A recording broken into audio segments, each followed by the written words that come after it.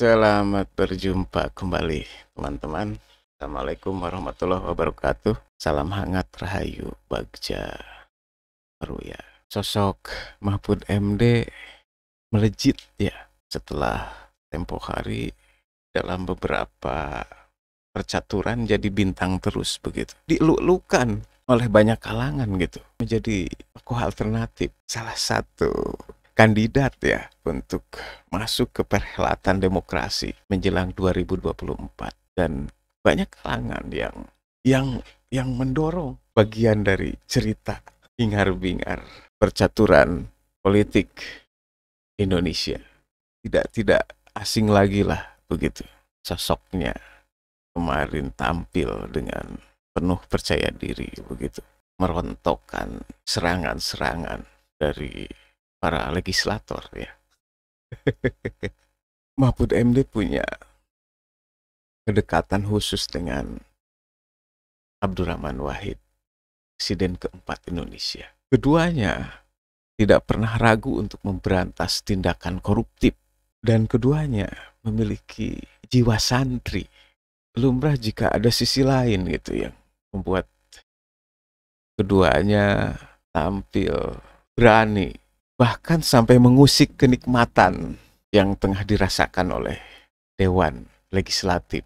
Suatu waktu ketika Gus Dur menjabat presiden, Mahfud MD ditawari jadi Menteri Pertahanan. Tentu saja hal yang aneh ya, dan membuat Mahfud terkejut gitu. Lantaran Mahfud sama sekali tidak punya riwayat di Akademi Militer. S1-nya di Hukum Tata Negara Universitas Islam Indonesia, S2 Ilmu Politik, dan S3 Ilmu Hukum Tata Negara. Yang keduanya adalah di Universitas Gadjah Mada. Namun Gus Dur waktu itu memposisikan dirinya sebagai Menteri Pertahanan.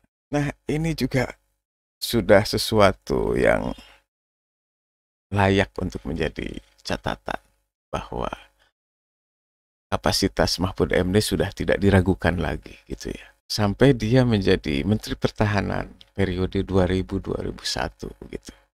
Yang sebetulnya sekarang juga ada irisan sedikit ya. Menkopol Hukam begitu ya, Menteri Koordinator Politik, Hukum dan Keamanan begitu. Mahfud MD menjadi sosok yang beberapa waktu lalu tokoh sentral ya dalam drama sidang kasus 349 triliun di Kementerian Keuangan. Orang yang menjadi pusat perhatian setiap orang yang ada di gedung DPR. Menteri yang berani membongkar rahasia yang sebelumnya masih terselubung, yang bahkan tidak diketahui oleh Sri Mulyani.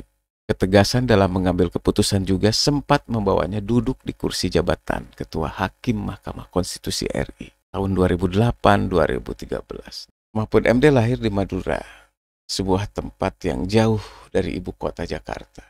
Profesor Dr. Haji Muhammad Mahfud Mahmudin atau yang lebih akrab disapa Mahfud MD, menteri yang low profile dan tidak haus jabatan. Tapi jabatannya memang banyak, merangkap. Selain sebagai Menkopol Hukam, salah satunya dia juga menjabat sebagai Ketua Komisi Kepolisian Nasional Kompolnas. Salah satu bukti bahwa ia memang tidak mengejar jabatan adalah saat Wakil Ketua Komisi 3 DPR RI menanyakan apa fungsi Kompolnas dan bukankah lebih baik Kompolnas itu dibubarkan karena dinilai kurang efektif. Mahfud dengan santai menjawab, ya terserah Bapak, kan yang membuat Kompolnas ada ini kan DPR yang buat, kata Mahfud ketika itu seperti dikutip kumparan. Mungkin bagi Mahfud MD ini hanyalah permainan kata yang jika dipelintir akan menjadi senjata yang membunuh tuannya. Itu hanya satu dari serangan anggota DPR yang dipatahkan. Masih banyak lagi upaya anggota DPR untuk mendesak eksistensinya sebagai Menkopol Hukam RI. Menteri yang lahir 13 Mei tahun 1957 itu mampu menjawab pertanyaan demi pertanyaan yang diajukan oleh anggota DPR dengan mantap. Tak sedikit pun keraguan tampak di wajahnya saat dicecar oleh beragam pertanyaan yang bagi orang lain mungkin penuh dengan jebakan. Sekali dia bicara, semua terdiam. Ada yang karena takjub dan kagum atas apa yang disampaikannya. Ada yang juga takut karena posisinya sedang terancam. Dalam beberapa kali sidang di gedung DPR, Pak Mahfud terlihat sangat mendominasi persidangan. Opini yang didukung dengan berbagai data otentik itu membuat serangan-serangan dari para petinggi parpol terdiam.